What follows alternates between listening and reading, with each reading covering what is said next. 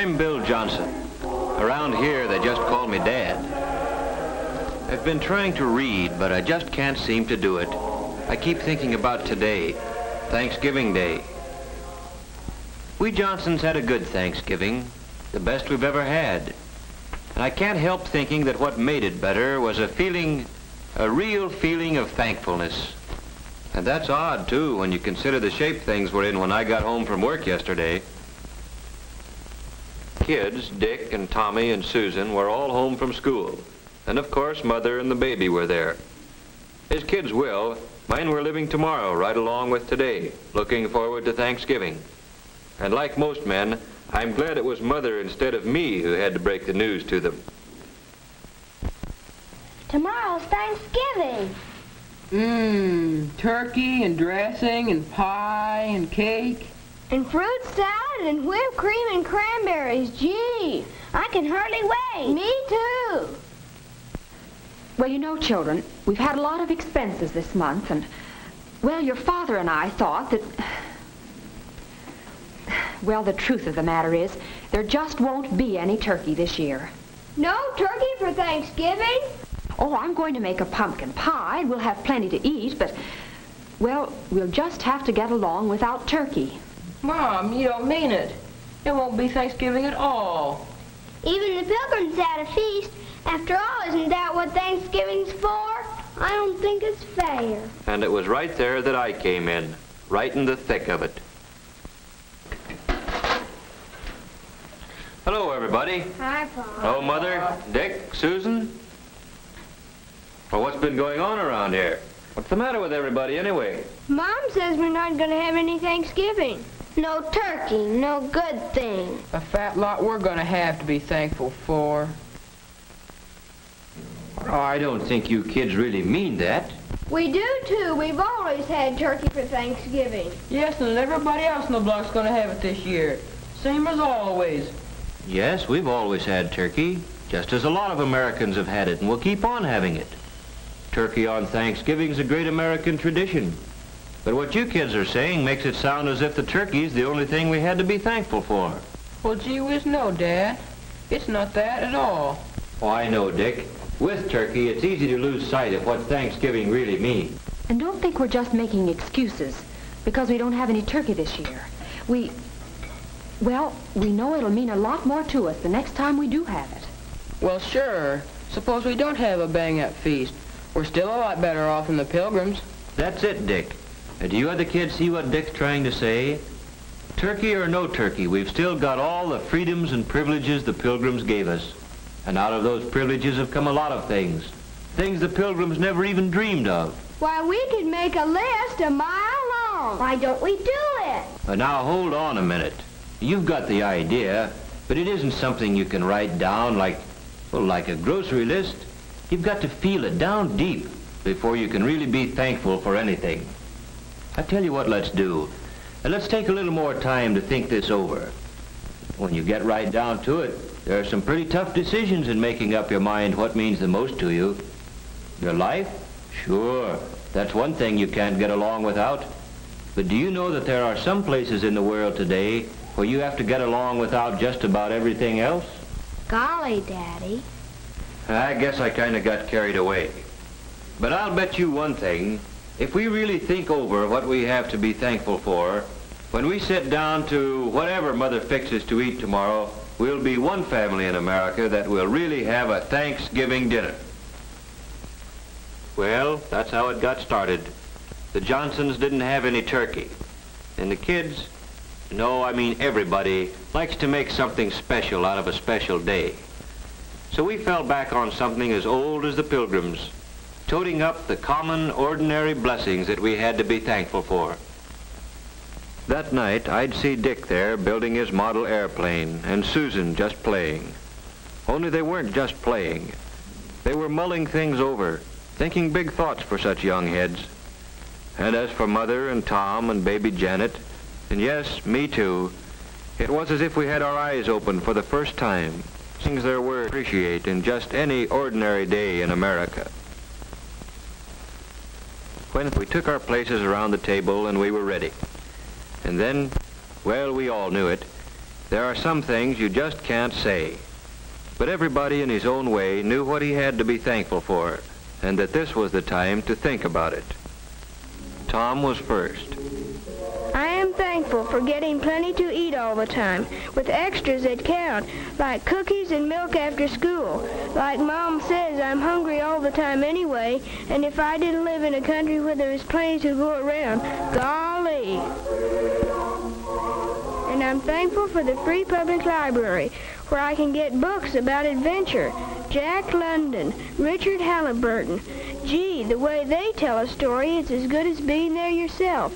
And it's free, with only a library card. Yes, Tommy thought about some of the things he ought to be glad for all the time. And somehow turkey and trimmings seemed to matter a whole lot less than he thought they did yesterday. Well, then it was Susan's turn. Susan's a happy-go-lucky kid. You'd never credit her with thinking beyond her dolls, but she got right into the spirit of it. I am thankful we have what we need to wear. Though Mother says it's hard to keep up with us, we grow so fast. I never thought before how many clothes it takes for all kinds of weather, or how it would be to have to do without the right ones. I'm glad to be able to go to Sunday school, or go to any church I want, any Sunday.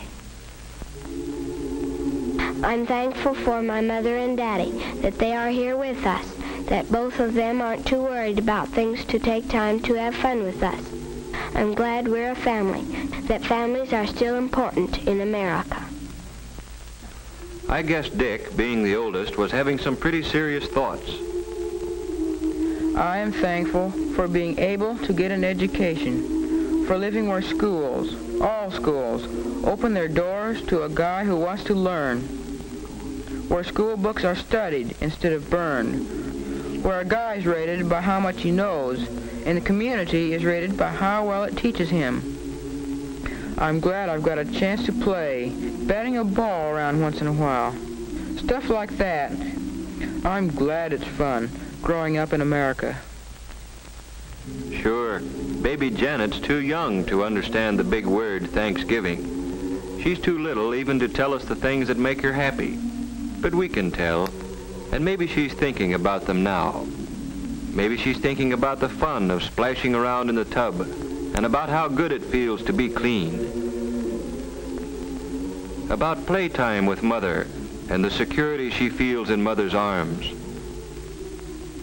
And as for Mother, seems she's always working, cooking, ironing, tending children, daylight to dark.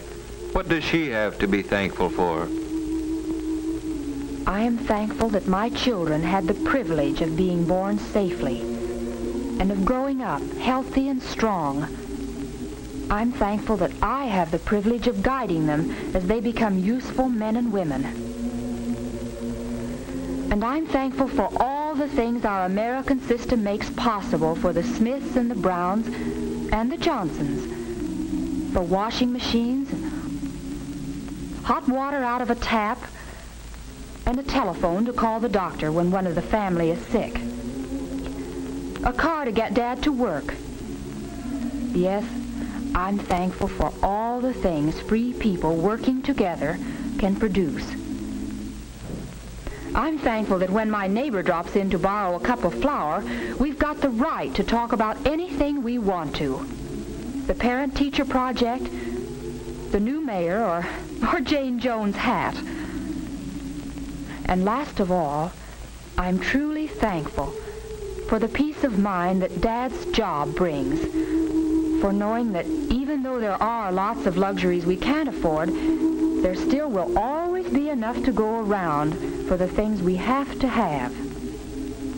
I'm glad Dad doesn't work slave hours, that there are evenings and Sundays and vacations when we can all be together. That's Mother for you, grateful for what America means to her family. And now for me. I've got so many things to be thankful for. I'm thankful for this house. It may need a coat of paint, it has a mortgage, but it's ours, a place where we can be together in privacy. And I'm thankful for the thing that makes this house our home, the happiness here, Not just today or on Christmas morning, but on a day-to-day basis all through the year. For knowing that a knock on our door means nothing to fear. A friend calling, or maybe a bill collector, or a kid selling magazines. You never know what to expect. But you can count on one thing. It's not going to be some political gangster coming to drag one of us off to jail because we believe in freedom. And I'm glad that that freedom we've got lets me choose the kind of work I like and can do best. Taking a sluggish motor and making it hum again. Makes me feel that somebody got to his work, or wherever he had to go, just because of me. And feeling like that gives me a lot of satisfaction. And I'm thankful for my newspaper. Just a few cents worth of printer's ink and paper, but more valuable than any amount of money. Because in it, the editor's got the privilege of printing what he thinks. And I've got the privilege of agreeing with him or not, however the facts strike me. And both of us, the editor and I, have the right to act on our opinions on Election Day, to vote for the principles we believe in. And finally, I'm thankful for being able to believe, in spite of everything, that somehow, someway, the unity we've got here in the Johnson family will someday spread to men and nations throughout the world. For all these things, we are truly and humbly thankful. Amen.